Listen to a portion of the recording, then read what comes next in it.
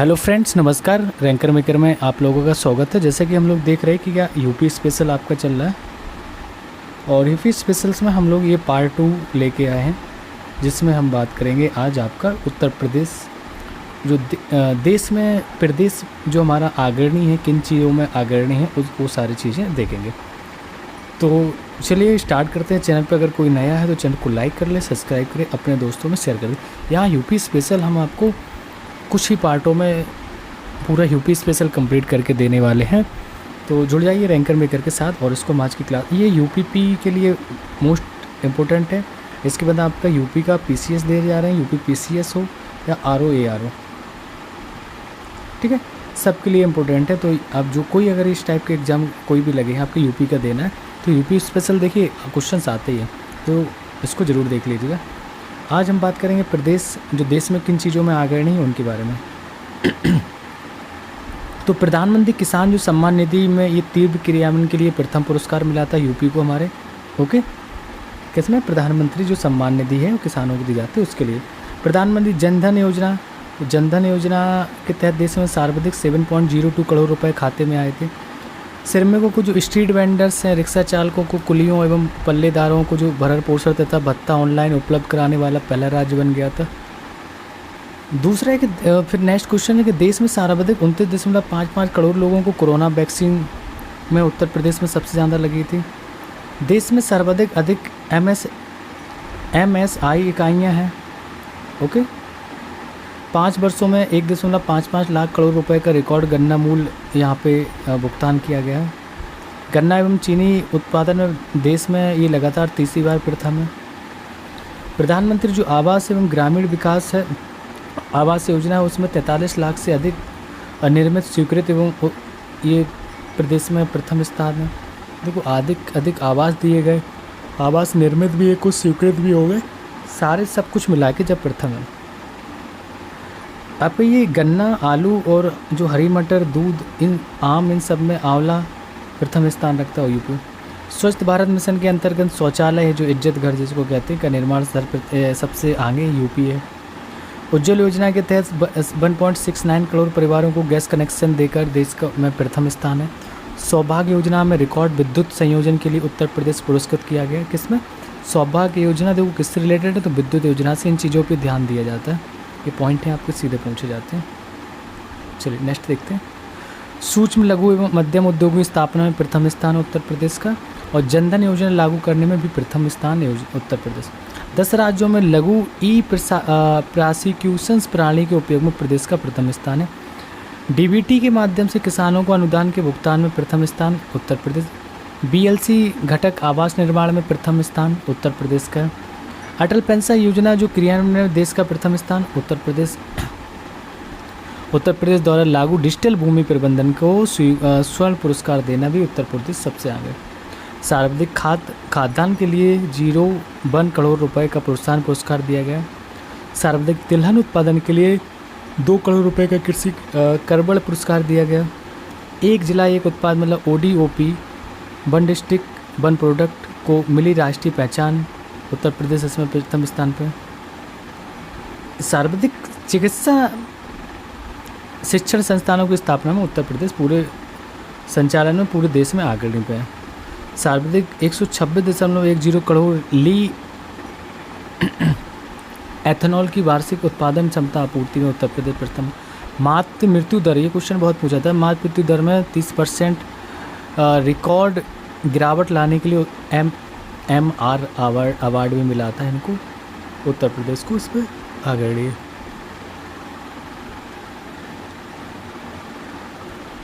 Next देखते हैं। मानव one जीवन जीव संघर्ष को आपदा घोषित करने वाला उत्तर प्रदेश ये प्रथम स्थान पे है। सड़क एवं हवाई कनेक्टिविटी में सर्वश्रेष्ठ स्थान पे है। Ease of doing business ranking में देश में ये दूसरे स्थान पे है। ये ध्यान देना है, दूसरे स्थान पे किसमें? ईज ऑफ डूइंग बिजनेस में। स्वच्छ सर्वेक्षण में ग्रामीण में सर्वाधिक जन भागीदारी के लिए पुरस्कार किया गया तो उत्तर प्रदेश को। औद्योगिकरण के लिए भूमि उपलब्धता और आवंटन में शीर्ष 5 राज्यों में शामिल है। किसके लिए? औद्योगिक के लिए जो भूमि उपलब्धता कराने के लिए, तो शीर्ष 5 राज्यों में ये प्रथम है।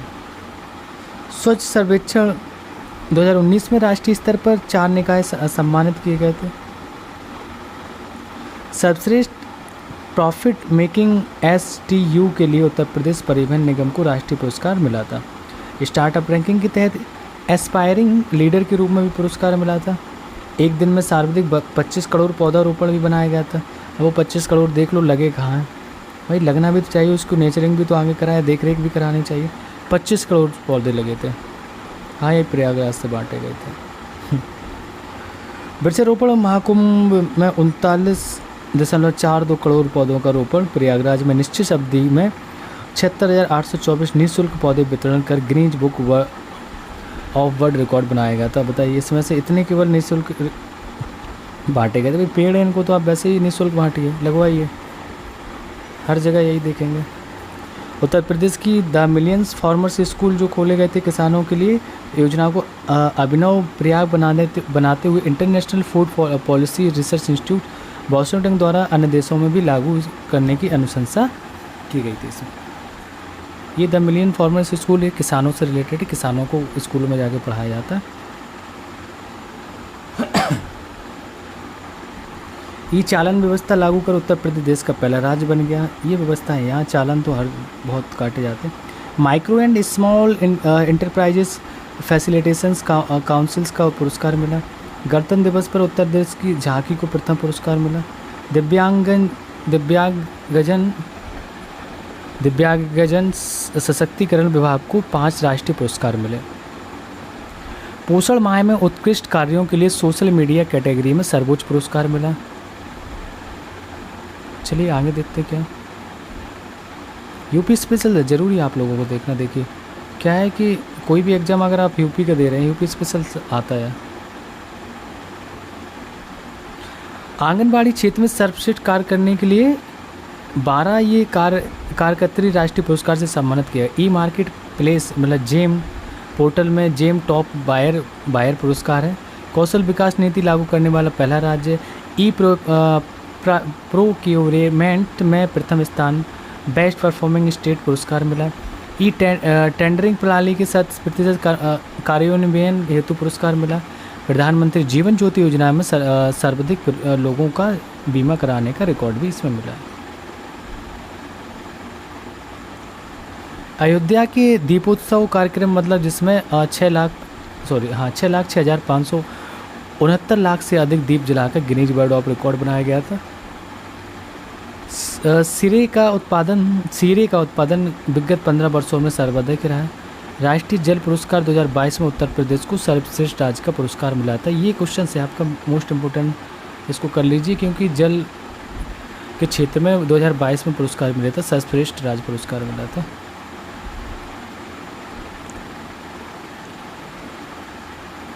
चलिए कुछ दिन दिवस कब कौन से मनाए जाते हैं वो सारी चीज़ें देख लेते हैं हम लोग, है ना।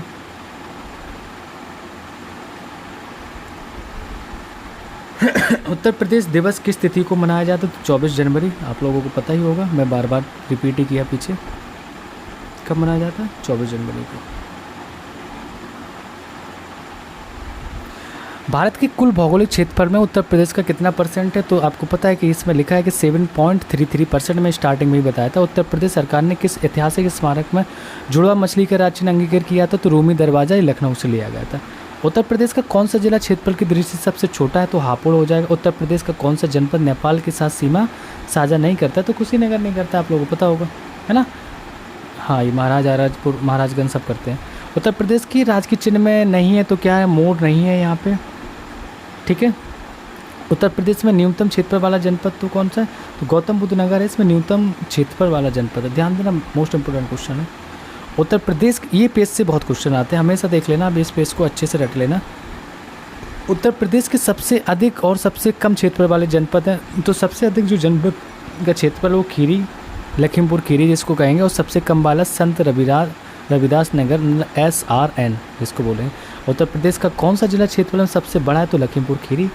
उत्तर प्रदेश का कौन सा जनपद उत्तरांचल, हरियाणा और हिमाचल प्रदेश के साथ सीमा बनाता? ध्यान देना, उत्तरांचल से भी बना रहा है, मतलब उत्तराखंड हम इसका मतलब कह सकते हैं इससे।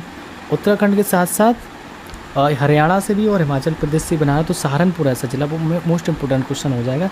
सहारनपुर जिसको हम कौन सा उत्तरी ज़िला कहेंगे उत्तर प्रदेश का, तो सहारनपुर वो उत्तरांचल मतलब उत्तराखंड, हरियाणा, हिमाचल प्रदेश 3 राज्यों से सीमा बनाता है।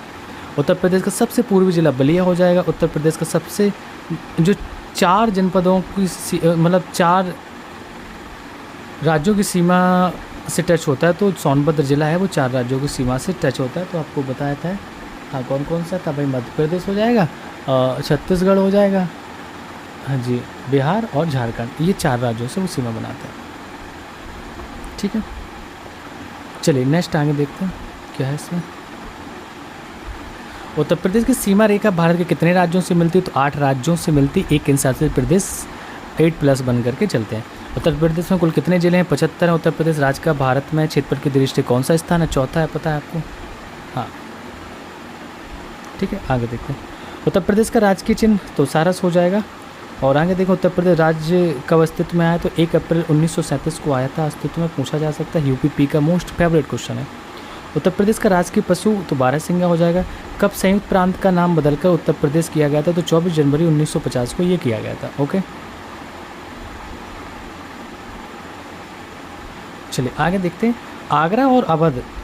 ध्यान देना कि एक मिनट पेंसिल तेड़ी, आगरा और अवध संयुक्त प्रांत जिन्हें अब उत्तर प्रदेश के नाम से जाना जाता है, ने वर्ष 1921 में अपनी राजधानी को इलाहाबाद से लखनऊ में स्थानांतरित किया था। ध्यान देना, इलाहाबाद से लखनऊ बनेगी। उत्तर प्रदेश के किस शहर को पूर्व का ग्रास के नाम से भी जाना जाता है, तो कन्नौज को पूर्व का ग्रास कहते हैं। उत्तर प्रदेश का राष्ट्रीय जो फूल कौन सा है, तो पलास है। क्या है पलास?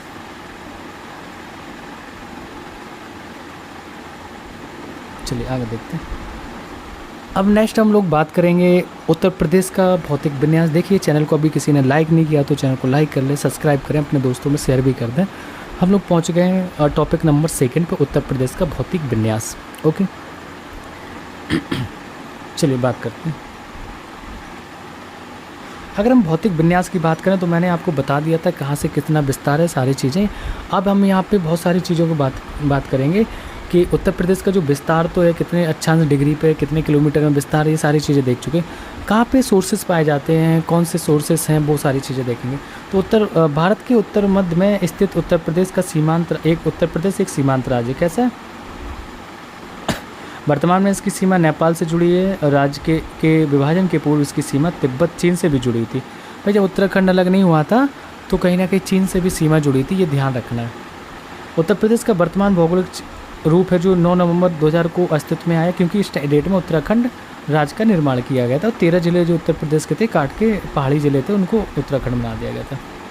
उत्तर प्रदेश का जो अक्षांशीय देशांतीय विस्तार की बात करेंगे तो ये अक्षांशीय विस्तार है आपका 23 डिग्री 52 अंश से लेकर 23 डिग्री 24 अंश तक। उत्तरी अक्षांश की बात करेंगे तो 77 डिग्री 05 अंश से लेकर 84 डिग्री 38 अंश तक पूर्वी देशांतर के मध्य है। ध्यान देना, ठीक है। हाँ कैसे ध्यान दें तो आप फिर से देख लीजिए। उत्तर प्रदेश अक्षांशीय विस्तार 23 डिग्री 52 अंश से लेके 2 दूनी 4 ऐसे समझ लीजिए, ठीक है। वो 23 था उधर 3 से शुरू हो जाएगा, 30 हो गया, और ये 52 था 24 हो गया, बस ऐसे याद करो। यहाँ पे 77 5 था तो 84, मतलब बड़ा नंबर यहाँ पे आएगा। छोटे छोटे नंबर अक्षांशीय और देशांतीय बड़े नंबर हो जाएंगे, ठीक है। हाँ चलिए आगे देखते हैं। उत्तर प्रदेश की लंबाई पश्चिम से पूर्व की बात करेंगे। पश्चिम से पूर्व ये वाली आपकी जो पश्चिम से पूर्व आपकी ये वो तो 650 किलोमीटर है, और उत्तर से दक्षिण 240 किलोमीटर ये मैंने बताया था। इसका जो क्षेत्रफल है 24,40,928 वर्ग किलोमीटर है। 2,40,000 फिर से सुनिए गलती हो गई थी, 2,40,928 वर्ग किलोमीटर, जो कि भारत के कुल क्षेत्रफल का 7.33% के बराबर है। Okay next. प्रदेश का सबसे जो उत्तरी जिला है सहारनपुर, अभी मैंने बताया आपको, और दक्षिणी जिला आपका सोनभद्र है। इसका सबसे पूर्वी जिला बलिया और पश्चिमी जिला शामली है। उत्तर प्रदेश के सीमावर्ती राज्यों में हिमाचल प्रदेश, बिहार, ये लोग हम लोग जो मैप से के थ्रू देखे थे वही चीज़ों को विस्तार से दिया गया। तो सीमावर्ती राज्य 8 हैं प्लस 1 दिल्ली 9 हो जाएगा। तो हिमाचल प्रदेश, बिहार, उत्तराखंड, झारखंड, छत्तीसगढ़, मध्य प्रदेश, राजस्थान, हरियाणा 8 हो गए। फिर से देख लीजिए, हिमाचल प्रदेश, बिहार, उत्तराखंड, झारखंड, छत्तीसगढ़, मध्य प्रदेश, राजस्थान, हरियाणा। जबकि एकमात्र संघ शासित प्रदेश है वो आपका दिल्ली। कौन सा हो जाएगा? दिल्ली हो गया। ओके, क्लियर है जी। चलिए आगे देखते हैं। तो इस प्रकार उत्तर प्रदेश के 8 राज्य और एक केंद्र शासित प्रदेश हो गया। उत्तर प्रदेश की सर्वाधिक लंबी सीमा है जो 11 जिलों से सीमा टच करती है वो सहारनपुर। देखो, सर्वाधिक लंबी सीमा मध्य प्रदेश की 11 जिले से तथा सबसे छोटी सीमा हिमाचल प्रदेश के सहारनपुर से लगी। जो मध्य प्रदेश के 11 जिलों से लगी वो आपकी ललितपुर की सीमा लगी है। 11 मतलब सॉरी, हम ऐसे बोल सकते हैं उत्तर प्रदेश जो सबसे ज़्यादा अपनी सीमा शेयर करता है किसी भी राज्य से तो मध्य प्रदेश होगा। ठीक है, ऐसे क्लियर है। सहारनपुर जो सबसे छोटी सीमा शेयर करता है वो सहारनपुर हो जाएगा उत्तर में। प्रदेश में सहारनपुर जिले में 3 सीमावर्ती राज्य जैसे उत्तराखंड, हिमाचल प्रदेश, हरियाणा भी हम लोग पीछे देखते थे। सोनभद्र के जिले की बात करेंगे तो 4 राज्य हैं, मध्य प्रदेश, छत्तीसगढ़, झारखंड, बिहार। ये बार बार से रिपीटेड हो रहा है। मध्य प्रदेश 3 तरफ से घिरा जिला ललितपुर है, जो मैंने स्टार्टिंग में मैप में ही दिखाया था। उन्हीं चीज़ों को आगे बढ़ाया गया। क्षेत्रफल की दृष्टि से देश में उत्तर प्रदेश का 4था स्थान है। उत्तर प्रदेश से अधिक क्षेत्रफल वाले 3 राज्यों की बात करें तो राजस्थान, मध्य प्रदेश, महाराष्ट्र हो जाएगा। चलिए आगे देखते हैं। हाँ, यूपी आपका पूरा कवर करा दिया, आप चिंता मत करिए, देखते रहिए। विभिन्न राज्यों से लगे उत्तर प्रदेश के ज़िले की बात करें तो हम यहाँ पे एमपी की बात करेंगे। एमपी से कौन कौन से ज़िले लगते हैं? तो एमपी से सोनभद्र लगेगा, मिर्ज़ापुर है, प्रयागराज, चित्रकूट, बांदा, महोबा, झांसी, ललितपुर, जालौन, इटावा, आगरा। तो कितने राज्य ज़िले हैं? 1 2 3 4 5 6 7 8 9 10 11। तो 11 ज़िले आपके मध्य प्रदेश से लग गए। बिहार की बात करेंगे तो बिहार से आपका महाराजगंज हो जाएगा, कुशीनगर, देवरिया, बलिया, गाजीपुर, सोनभद्र और चंदौली। 1 2 3 4 5 6 7 आपके बिहार से लग जाएंगे। ठीक है, हाँ, मध्य प्रदेश से सबसे ज़्यादा 11 ज़िले लग रहे हैं और बिहार से 7। अब यहाँ पे हम उत्तराखंड की अगर बात करें तो उत्तराखंड से पीलीभीत हो गया, बरेली हो गया, रामपुर हो गया, मुरादाबाद हो गया, बिजनौर हो गया, मुजफ्फरनगर, सहारनपुर, 7 ज़िले यहाँ पे आपके उत्तराखंड से भी टच करें। हरियाणा की बात करते हैं तो हरियाणा में सहारनपुर, मथुरा, अलीगढ़, गौतम बुद्ध नगर और बागपत, शामली। तो 1 2 3 4 5 6 आपके हरियाणा से करते हैं। राजस्थान आगरा, मथुरा टच करता है। दिल्ली, गौतम बुद्ध नगर, गाजियाबाद को टच कर रहा है। हिमाचल प्रदेश की बात करेंगे तो सहारनपुर टच करता है अकेला। छत्तीसगढ़ सोनभद्र को टच करता है। झारखंड भी सोनभद्र को करेगा। ओके, उत्तर प्रदेश का सीमावर्ती देश नेपाल है जिसके साथ प्रदेश के 7 जिले लगते हैं। ध्यान देना कौन कौन से जिले? पीलीभीत 1 हो गया, लखीमपुर खीरी 2, बहराइच 3, श्रावस्ती 4 और बलरामपुर 5, सिद्धार्थनगर 6, महाराजगंज 7। ठीक है, तो कितने जिलों से? 7 जिलों से लगता है। ध्यान देना, ये क्वेश्चन बहुत पूछा जाता है। यूपीपी का फेवरेट क्वेश्चन आर में भी ये आता है। तो ये जो नेपाल से सीमा लगा रहा है, यूपी के सीमा लग रही है, उसको ज़रूरी है। 7 जिले हैं। 7 कौन कौन से? पीलीभीत, लखीमपुर, बहराइच, श्रावस्ती, बलरामपुर, सिद्धार्थनगर, महाराजगंज, ये सब शामिल। उत्तर प्रदेश से हिमालय की जो शिवालिक श्रेणी है तो दक्षिण पश्चिम में यमुना नदी, दक्षिण में विंध्य पर्वत। ध्यान से देखिएगा इस पॉइंट को। मैंने कहा कि उत्तर में हिमालय की शिवालिक श्रेणी, दक्षिण पश्चिम में यमुना नदी और दक्षिण में विंध्य पर्वत और पूर्व में गंडक नदी इसकी प्राकृतिक सीमा को निर्धारित करती है। समझ में आया? उत्तर प्रदेश का जब हम नक्शा बनाएंगे तो उत्तर में ऊपर की ओर शिवालिक श्रेणी, हिमालय का जो गिरिपथ कहते हैं उसको, वो आ जाएगा। दक्षिण में विंध्य पर्वत जो मध्य प्रदेश से होते हुए जाता है तो उत्तर प्रदेश मतलब उसके हम बोल सकते हैं सीमा बनाता है। और पूर्व में देखेंगे तो गंडक नदी जो बिहार से बहती है वो वाला हो जाएगा। ओके, हाँ, पश्चिम की बात करेंगे तो हाँ, पूर्व में ये हो गया, दक्षिण पश्चिम यमुना नदी। ठीक है, दक्षिण में और पश्चिम दोनों। ठीक है, दक्षिण पश्चिम, हाँ। चलिए आगे देखते हैं। राष्ट्रीय राजधानी क्षेत्र में सम्मिलित उत्तर प्रदेश के कुछ ज़िले हैं, उनके नाम देखते हैं। वो 8 ज़िले हैं, ये ध्यान देना कौन कौन से। बागपत, NCR की बात कर रहे हैं। बागपत, शामली, बुलंदशहर, गौतम बुद्ध नगर, मेरठ, हापुड़, मुजफ्फरनगर, गाजियाबाद। ये 8 ज़िले हैं जो NCR में शामिल हैं। फिर से देख लीजिए, क्वेश्चन आता है। बागपत हो गया, शामली हो गया, बुलंदशहर हो गया, गौतम बुद्ध नगर, मेरठ, हापुड़, मुजफ्फरनगर, गाजियाबाद। आसपास के जो दिल्ली के आसपास के शहर ज़िले हैं ना, वो ही आ जाएंगे, आप ऐसे समझ लीजिए।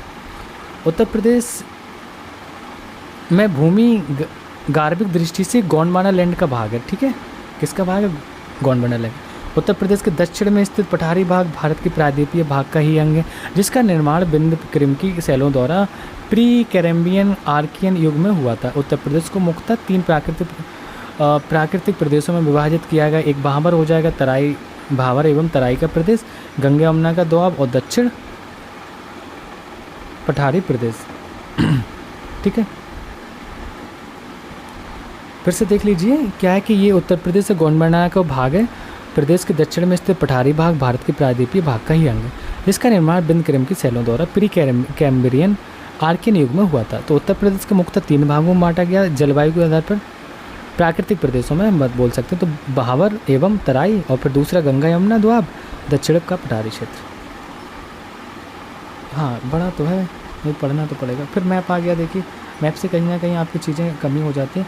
अब इसमें से हम लोगों ने कुछ चीज़ें देखी थी, भौतिक विन्यास को देखेंगे। तो ऊपर आपका शिवालिक श्रेणी दिख रही है, मैंने जो अभी जस्ट बताया कि उत्तर की ओर शिवालिक श्रेणी तलहटी से बाउंड्री शेयर करता है। ये आपका भावर एवं तराई का, तो भावर और तराई के ऊपर जो मतलब हम बात करेंगे जो नेपाल से और उत्तराखंड से जो कुछ ज़िले हमारी सीमा बनाते हैं, तो ऊपर की पूरी पट्टी आपकी भावर और तराई वाली ये हो जाएगी। गंगा यमुना का दोआब जैसे उत्तराखंड से यहाँ से जो उत्तराखंड यहाँ पड़ेगा, तो यहाँ से गंगा निकली, यहाँ से यमुना निकली, तो ये बीच का जो एरिया हो जाएगा, ये जाके जो संगम में मिलता है प्रयागराज में, तो इसको गंगा यमुना दोआब बोल देंगे। नीचे की बात करेंगे, थोड़ा सा जो नीचे लिखा है वो आपका दक्षिणी पठार की बात कर रहा है। किसका? दक्षिणी पठार हो जाएगा। ये दक्षिणी का पठार, ये पूरा जो डॉट डॉट आपको दिख रहा है ये सारे एरिया, ये दक्षिणी पठार हो जाएगा, दक्षिण का पठारी प्रदेश हो जाएगा। तो दक्षिण में दक्षिणी पठार। ओके, चलिए आगे देखते हैं क्या है। भावर एवं तराई क्षेत्र प्रदेश की बात करेंगे तो भावर क्षेत्र एक पतली पट्टी के रूप में सहारनपुर से कुशीनगर तक है। तो समझ गए, ऊपर की जो लाइन थी वो विस्तृत है। पश्चिम से पूर्व की तरफ इस भौतिक विन्यास को चौड़ाई घटती जाती है। देखो पश्चिम से, यहाँ से हम पूर्व की तरफ जा रहे हैं पश्चिम से, तो इसकी जो चौड़ाई की क्रम है वो घटती जाती है, मतलब सगरा होता जाता है। ऊपर देखा था मैप में, फिर से देख लीजिए, देखो ये सकरा होता जा रहा है, यहाँ चौड़ा था फिर धीरे धीरे कम होता गया। ओके चलिए, भावर क्षेत्र पर पर्वतीय क्षेत्र है जहाँ कंकड़ पत्थरों से निर्मित इस क्षेत्र में जलोढ़ पंख एवं जलोढ़ शंकु जैसी नदी से निर्मित स्थलाकृतियाँ बनती हैं। इस पर्वतीय क्षेत्र का विस्तार बिजनौर, सहारनपुर, पीलीभीत, शाहजहाँपुर, लखीमपुर खीरी जिलों में है। तो तराई क्षेत्र की पट्टी की जो चौड़ाई पूर्वी उत्तर प्रदेश में, तो किसकी बात कर रहे हैं ध्यान देना, तराई क्षेत्र की पट्टी की बात कर रहा है कि पूर्वी उत्तर प्रदेश में 80 से 90 किलोमीटर तक है। ठीक है, कितना है? 80 से 90 किलोमीटर।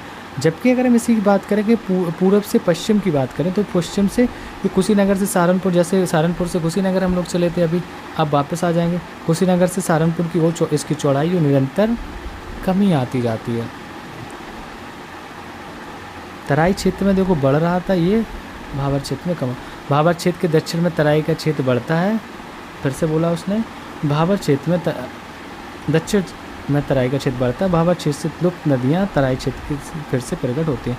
तराई क्षेत्र दलदली एवं गाद मिट्टी वाला क्षेत्र है और महीन अवसादों से निर्मित यह क्षेत्र वनों एवं लंबी घासों से ढका हुआ दलदलीय क्षेत्र होता है। ओके, कौन सा भावर क्षेत्र? वनों एवं दलदलीय मृदा से ढका हुआ। हाँ, जो अभी पॉइंट है ना उसको मैप से देख लिया, लेकिन अभी उसको डिस्कस भी करेंगे क्या है गंगा यमुना दोआब तराई क्षेत्र क्या। तो यमुना नदी गंगा यमुना दोआब की पश्चिमी सीमा का निर्धारण करती है,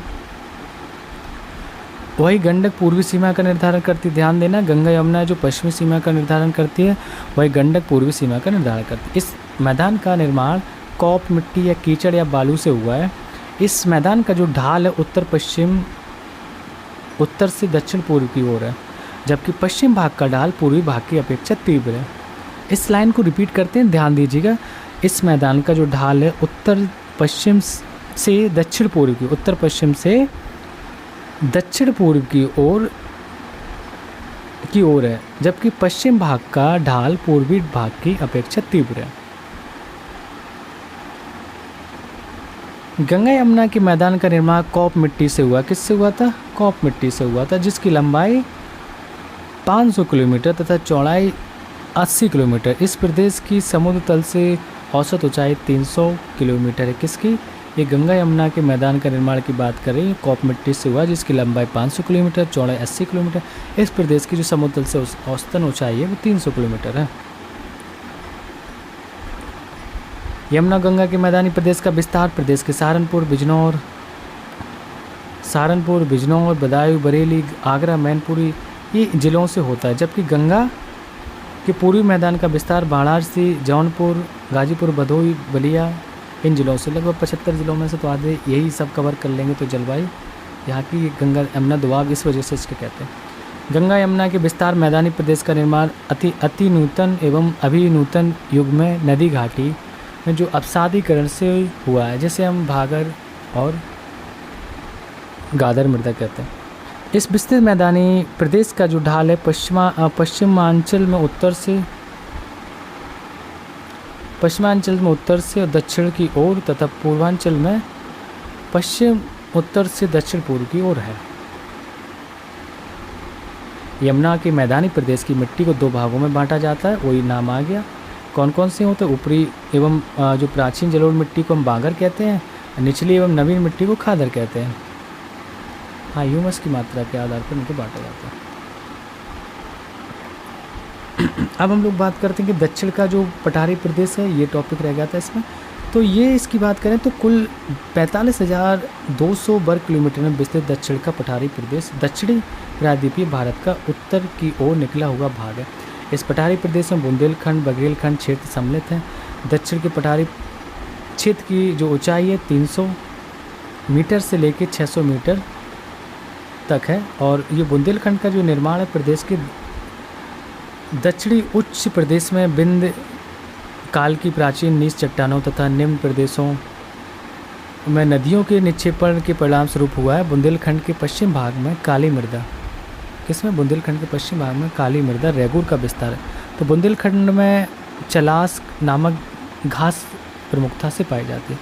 तो बुंदेलखंड के दक्षिण पूर्व में बघेलखंड के क्षेत्र जो पड़ते हैं, और इस क्षेत्र की प्रमुख नदी सोन होती है। कौन सी? सोन नदी। बुंदेलखंड का ढाल है जो दक्षिण से उत्तर की तरफ है। इस पठारी प्रदेश को औसत ऊंचाई जो है आपकी 300 मीटर है। कितनी है?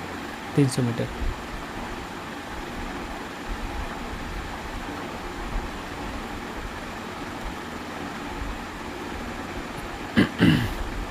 ठीक है, चलिए आगे देखते हैं। इन्हीं को लाइन बाय लाइन कुछ चीज़ों को बताया गया है, मतलब पॉइंट टू पॉइंट। तो देखते हैं क्या है। भौगोलिक क्षेत्रफल की दृष्टि से अगर आरोही क्रम की बात करेंगे, भौगोलिक क्षेत्रफल की दृष्टि से ध्यान देना। गौतम बुद्ध नगर आएगा पहले, फिर बाराबंकी, फिर मिर्ज़ापुर, सोनभद्र। उत्तर प्रदेश में निम्नलिखित जिलों का उत्तर से दक्षिण की ओर, कैसे? उत्तर से दक्षिण, ऊपर से नीचे की ओर। सिद्धार्थनगर सबसे पहले, फिर संत कबीर नगर, अम्बेडकर नगर, संत रविदास नगर आ जाएगा आपका। फिर नेक्स्ट बुंदेलखंड आर्थिक क्षेत्र में जनपदों की संख्या कितनी है? तो 7 जनपदों की 7 जिले आते हैं। उत्तर प्रदेश का कौन क्षेत्र आदिकल्प की प्राचीनतम शैलों से निर्मित है? तो आदिकल्प की प्राचीन शैलों से आपका बुंदेलखंड ही निर्मित है। उत्तर प्रदेश के निम्न में से कौन सा क्षेत्र सर्वाधिक बाढ़ प्रभावित पूर्वी क्षेत्र आ जाएगा? बुंदेलखंड नामक क्षेत्र किस सीमा के अंतर्गत आता है? तो उत्तर प्रदेश और मध्य प्रदेश सीमा के अंतर्गत आता है, जिससे कहा जा रहा है कि बुंदेलखंड एक अलग राज्य बनाना चाहिए। तो उत्तर प्रदेश और मध्य प्रदेश के कुछ जिले लिए जाएंगे। उत्तर प्रदेश का कौन सा जिला उत्तर प्रदेश के बिहार की सीमा पर स्थित है? तो बलिया हो जाएगा। कौन सा देश उत्तर प्रदेश राज्य के साथ एक अंतर्राष्ट्रीय सीमा बनाता है? तो नेपाल हो जाएगा। उत्तर प्रदेश की भौगोलिक सीमा सार्वत्रिक राज्यों को स्पर्श करती है, वो कौन सा? तो इनमें से शामिल नहीं है, तो उड़ीसा ही नहीं है। उड़ीसा मतलब नहीं करता है। भारत में कौन सा राज्य सबसे अधिक पड़ोसी राज्यों की सीमा को स्पर्श करता है? तो उत्तर प्रदेश है। क्या पूछा? भारत में कौन सा राज्य सबसे अधिक पड़ोसी राज्यों की सीमा स्पर्श करता है? उत्तर प्रदेश। कौन सा जिला उत्तर प्रदेश के बुंदेलखंड क्षेत्र से संबंधित? तो महोबा। देखो, उत्तर प्रदेश बीच में नहीं पाया जाता, उत्तर में है ना, लेकिन मध्य प्रदेश बीच में। लेकिन मध्य प्रदेश का ऐसा विस्तार है, वो ज़्यादा राज्यों को नहीं करता है। जैसे आपका राजस्थान, गुजरात, महाराष्ट्र है, छत्तीसगढ़, इन सबको तो मध्य प्रदेश टच करता है, यूपी को कर लेता है। यहाँ पे हम बस इतने। लेकिन उत्तर प्रदेश क्या है कि बहुत सारे 8 राज्यों को सीमा टच करता है, एक केंद्र शासित प्रदेश को। उत्तर प्रदेश का क्षेत्रफल देश के कुल क्षेत्रफल का लगभग 7.3% है। उत्तर प्रदेश सबसे बड़ा जिला कौन सा था? लखीमपुर था। कौन सा राज्य उत्तर प्रदेश के सीमावर्ती राज्य? तो राजस्थान हो जाएगा। ओके, चलिए अब हम लोग बात करेंगे उत्तर प्रदेश जलवायु एवं मृदा। देखिए, चैनल पे अगर कोई अभी नया है, चैनल को लाइक नहीं किया आपने, सब्सक्राइब नहीं किया, तो सब्सक्राइब कर लीजिए, लाइक कर लीजिए, अपने दोस्तों को शेयर कर दीजिएगा, क्योंकि हम आपको यहाँ पे यूपी स्पेशल टोटल कवर करा रहे हैं। ये जो सीरीज़ चल रही है आपका यूपी PCS RO और यूपी का कोई भी एग्ज़ाम UPP आप देने जा रहे हैं, सबके लिए, ठीक है। तो टॉपिक है हमारा उत्तर प्रदेश की जलवायु एवं मृदा।